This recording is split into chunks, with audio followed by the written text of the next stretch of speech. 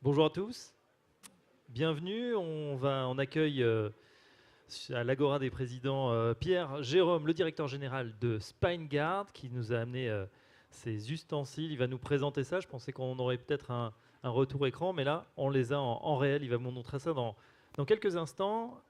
SpineGuard, MedTech, spécialiste de la chirurgie du dos. Est-ce que vous pouvez nous en dire un peu plus, Pierre? Avec grand plaisir, bonjour à tous. Oui, alors SpineGuard est une société que j'ai fondée avec mon associé Stéphane Bett qui vit à San Francisco en 2009. Et notre société a une mission ambitieuse, noble, qui est de rendre la chirurgie de la colonne vertébrale plus sûre. Et nous avons un dispositif unique qui s'appelle le Pédiguard et qui consiste donc à aller mettre des vis dans les vertèbres avec un maximum de sécurité. Donc, vous voulez que je vous parle un peu de la technologie ou... Alors tout d'abord, le type d'opération. On a bien compris chirurgie hydro, les vertèbres. C'est quel type de pathologies qui sont concernées? Alors, ça peut être des pathologies dites dégénératives qui affectent notamment le disque intervertébral. Ça peut être des pathologies traumatiques, des accidents, tumorales, ou alors des grandes déformations qui atteignent souvent les jeunes patients et surtout les jeunes patientes. L'idée, c'est d'aller stabiliser un ou plusieurs niveaux de la colonne vertébrale. Donc une vertèbre, ça ressemble à ça. Ça, c'est une vertèbre lombaire. Et donc, pour venir stabiliser, le chirurgien va devoir mettre une vis dans un tout petit couloir d'os qui est de part et d'autre du canal vertébral. Donc, cette partie ici, là, qui est la partie la plus stable, où la vis va être insérée. Mais il ne faut pas la mettre ni dans la moelle épinière, ni dans les racines nerveuses sur les côtés, ni dans les vaisseaux qui sont devant. Donc c'est tout l'enjeu de cette intervention. Il y a à peu près 1 million de chirurgies qui sont réalisées chaque année dans le monde, qui consistent à aller mettre des vis dans les vertèbres. Et c'est là où vous avez inventé le Pédiguard. Alors je vais vous tenir le micro et vous allez nous montrer comment ça fonctionne et surtout quel est l'intérêt par rapport à la chirurgie, on va dire, traditionnelle. D'accord. Donc voilà, voilà la vertèbre. Voilà le dispositif. Donc c'est un dispositif qui est totalement autonome. Il n'y a pas d'équipement, il n'y a pas de source d'énergie externe, d'expert qui doit être dans la salle. Vous avez un capteur à la pointe, de l'électronique embarquée dans la poignée. Donc vous avez un circuit électrique bipolaire. Et donc 5 fois dans la seconde, le capteur va mesurer la conductivité électrique des tissus. Et ce faisant, va pouvoir les différencier. Donc les différents types d'os, l'os spongieux, qui est typiquement à l'intérieur de la vertèbre, l'os cortical qui est à la périphérie, et les tissus environnants. Donc il progresse dans la vertèbre et il va y avoir un son, un peu comme le radar de recul que vous avez dans votre voiture, qui va varier en intensité et en tonalité. Et ce son, en changeant, va indiquer au chirurgien s'il est dans la bonne trajectoire ou s'il est en train d'en sortir. Voilà. Voilà donc comment ça fonctionne, on a mieux compris. Aujourd'hui, donc évidemment, l'enjeu pour vous, c'est de vendre cet ustensile. On va donner son coût puisqu'il est aujourd'hui à usage unique. Alors, son coût pour nous est très raisonnable, je ne vais pas vous le dire. Ce que je pourrais vous dire, c'est notre marge brute, parce que ça, c'est une information publique. Mais le prix d'achat pour l'hôpital, aux États-Unis, où on vend plus de la moitié des unités, on vend plus de 600 unités par mois aujourd'hui, hein, ce qui veut dire qu'on couvre, on sécurise environ 600 chirurgies par mois, 25 à 30 par jour, ça commence à être assez conséquent. On le vend 1400 $ par patient, par chirurgie aux États-Unis, puisqu'il est à usage unique. Il y en a un par patient. Et dans le reste du monde, en Europe, c'est autour de 600 à 800 €, mais on passe par des distributeurs à qui on vend 400 €. Voilà. Et dans combien de pays c'est utilisé aujourd'hui le Pédiguard? Dans plus de 40 pays, sur tous les continents, on se focalise sur les États-Unis où on a plus de la moitié de notre équipe qui est basée, hein. On vend plus de la moitié des unités là-bas. On est déjà bien installé en France, dans beaucoup de pays d'Europe, pas mal aussi en Amérique du Sud, notamment au Brésil, au Mexique. On est en Arabie Saoudite. On est à l'enregistrement, on vient de l'avoir en Chine, le deuxième marché mondial. On vend au Japon depuis fin 2013, en Russie. Donc on est dans toutes les grandes géographies mondiales. Alors ça permet aussi, on le comprend, on parle beaucoup de l'effet devise en ce moment, les fluctuations euro-dollar, ça permet finalement de stabiliser aussi votre chiffre d'affaires? Alors pour nous, le fait que le dollar soit particulièrement solide depuis quelques mois est une très bonne nouvelle pour la top line.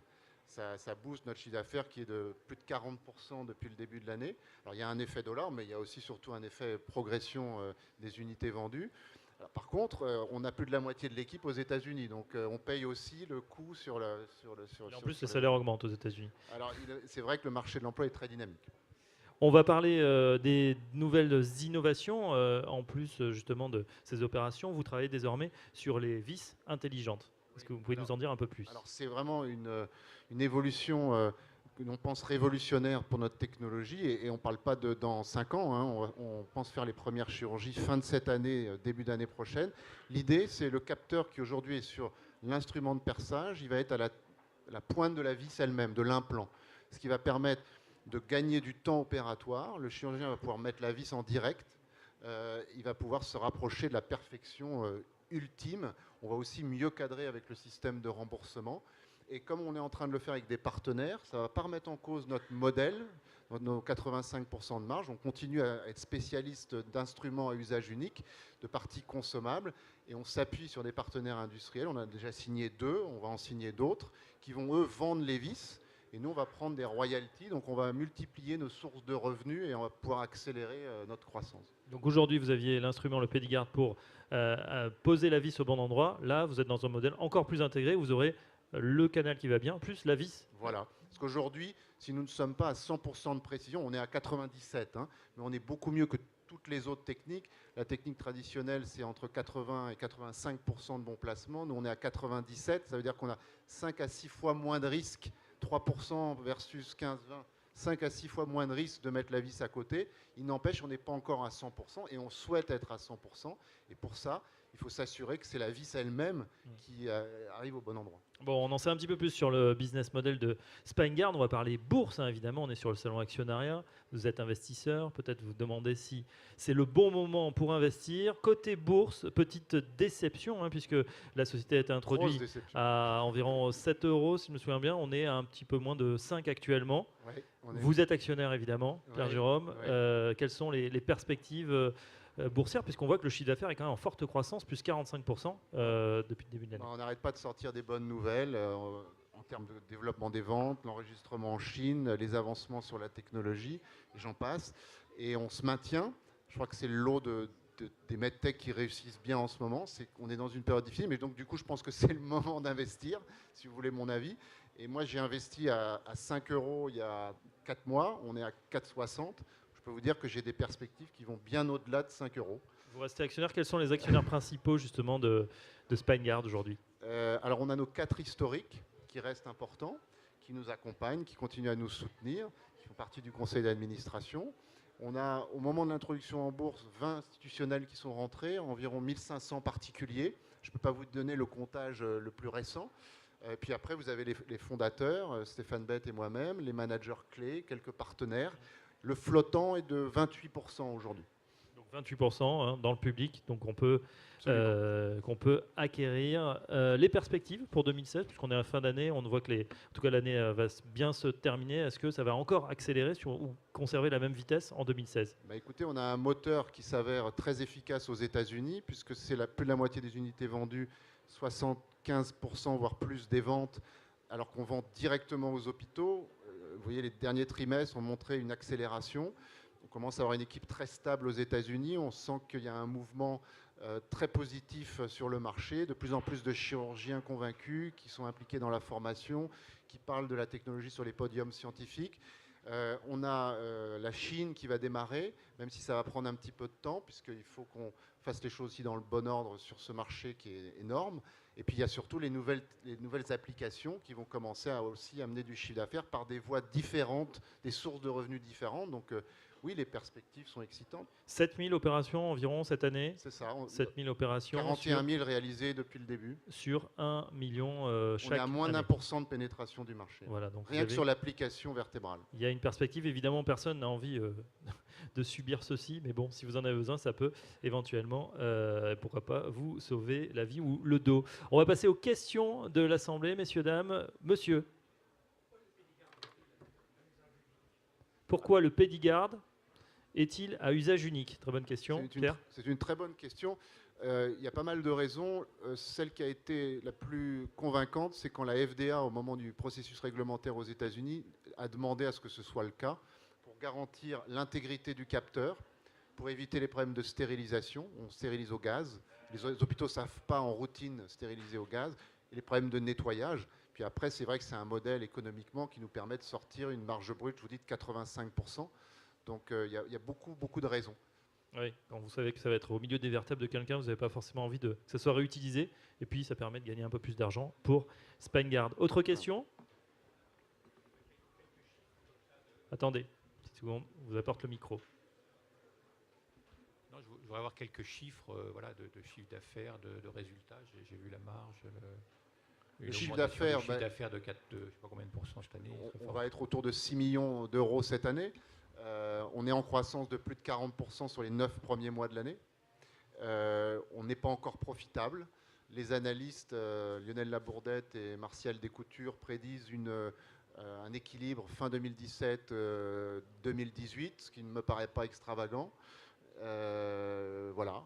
Pourquoi? Parce que aussi, comme dans toute medtech, il y a une consommation de cash, ce qu'on appelle le fameux cash burn. Il est de combien actuellement, Pierre Jérôme? On est autour de 300 000, quelqu'un de la finance, là je parle sous son contrôle, on est autour de 300 000 euros en opérationnel par mois. Ce qui est raisonnable par rapport à des sociétés comparables, parce qu'on n'a pas trop de besoins en fonds de roulement, on a peu de références, on n'a pas ces sets compliqués d'instruments réutilisables, les tailles des implants. On est sur un système, on s'appuie sur des partenaires commerciaux, donc on n'a pas un énorme besoin en fonds de roulement. Autre question? Monsieur? À la fin juin... Vous consommez 300 000 euros par mois. Donc, quelles sont vos capacités sans faire d'augmentation de capital? À la fin juin, nous étions à 2,5 millions. C'est le dernier chiffre qui a été communiqué, évidemment. On a une ligne avec une banque en fonds propres qui nous donne de la souplesse. Il reste 265 000 actions sur cette ligne en fonds propres. Et puis on a sur la table un certain nombre de propositions qu'on a pris le temps et qu'on continue à prendre le temps de bien négocier pour assurer la pérennité de la société. Notre idée, c'est de faire en sorte qu'il n'y ait pas ou peu de dilution dans les solutions qui vont être privilégiées. Si on va vers une augmentation de capital, ce sera pour faire du secondaire. Quand on fait du secondaire, c'est-à-dire qu'on permet à des historiques de sortir partiellement, vous devez combiner avec un petit peu de primaire. Ce serait pour ça qu'on ferait une augmentation de capital. Est-ce que vous êtes, est-ce que vous êtes approché, Pierre Jérôme, par des acteurs plus gros qui seraient intéressés par cette technologie, qui voudraient faire une acquisition? Alors on l'est depuis longtemps, de manière très sérieuse. Après, il faut que les offres soient à la hauteur de nos attentes. Et ce n'est pas le cas aujourd'hui. Comme je vous disais, nos attentes vont bien au-delà du cours proposé par les analystes. On est très conscient d'avoir une technologie complètement unique, qui a énormément d'applications. On a une très belle dynamique, donc on prend notre temps, tout va bien. Dernière question dans l'assistance? Allez, 2 dernières questions. J'ai investi à l'introduction et vous avez fait une augmentation au mois de juin. Et puis j'espère que vous n'en ferez pas trop, et dilutive, à des prix inférieurs à celles de J'ai participé à la dernière. Hein, oui, mais à 5 euros. Non, mais je suis complètement... On est dans le même bateau. Donc, non, parce que moi je suis dilué là. Mais moi aussi. Moi aussi. Oui. Les actionnaires de la première heure sont forcément dilués quand il y a une augmentation. La question de monsieur est pertinente. Est-ce que vous aurez besoin, d'où l'inquiétude au niveau des trésoreries, est-ce que vous aurez encore besoin d'augmentation? Je vous dis, notre préférence, c'est d'aller vers du non-dilutif, et on a des solutions sur la table qu'on négocie le mieux possible. On est confiant d'aller vers ces solutions-là parce qu'on commence à avoir une certaine prédictabilité en termes de chiffre d'affaires, d'accord, un certain volume aussi. Donc après, je vous dis, oui, on va considérer la possibilité de faire une augmentation de capital si on peut combiner avec du secondaire, et ce sera pour ça qu'on le fera. Dernière question, monsieur? Oui, parce que si on regarde ce que vous nous dites, il faut au moins trouver 5 millions d'euros d'ici oui, le point d'équilibre. Vous êtes dans les clous, oui, c'est ça. Et donc, à part l'emprunt, si vous ne faites pas d'augmentation... Non, mais l'emprunt, ça peut être très bien, l'emprunt. Non, j'ai pas dit. C'est là-dessus que vous travaillez, quoi. Voilà. Les solutions de trésorerie sont là. Il n'y a pas que l'emprunt. On est aussi, dans le cadre de la discussion des partenariats, il y a la possibilité aussi d'avoir des upfront. Pardon ? Des montants amenés par le partenaire pour qu'on co-développe avec lui une version de vis intelligente. Ou sur d'autres applications qu'on a identifiées en dehors de la colonne vertébrale. La robotique est une autre application. Les robots, aujourd'hui, ceux qui sont vraiment demandeurs, c'est les directions des hôpitaux. Parce que c'est très vendeur pour eux pour faire venir des patients. Les robots, ça fait du buzz. Par contre, le chirurgien, quand il voit le robot approcher de son patient, sachant que les robots ils fonctionnent avec des images préopératoires, de l'imagerie, les rayons X, on en revient à la même problématique, ils ont envie d'avoir un peu plus de sécurité. Et on a des chirurgiens utilisateurs du robot israélien, qui est le seul vraiment utilisé aujourd'hui dans la colonne vertébrale, parce que le français, il est plus utilisé dans le crâne aujourd'hui, le ROSA. Mais les chirurgiens viennent d'eux-mêmes et nous disent il faut que vous travaillez ensemble pour mettre votre capteur à la pointe du forêt qui est utilisé avec le robot, pour avoir la boucle de sécurité et même arrêter le robot s'il y a quelque chose de suspect. Bon, si on concrétise avec un industriel de robotique, on peut imaginer qu'il y a un montant aussi sur la table qui pourrait nous aider en termes de cash. Voilà, merci en tout cas d'avoir participé eh bien, à cette présentation de SpineGuard. Merci à Pierre Jérôme, le directeur général, et vous l'avez compris, actionnaire, donc il est dans le même bateau que vous pour les actionnaires de SpineGuard, donc MedTech, un Français spécialiste de la chirurgie du dos. Merci à tous, bon après-midi. Merci beaucoup.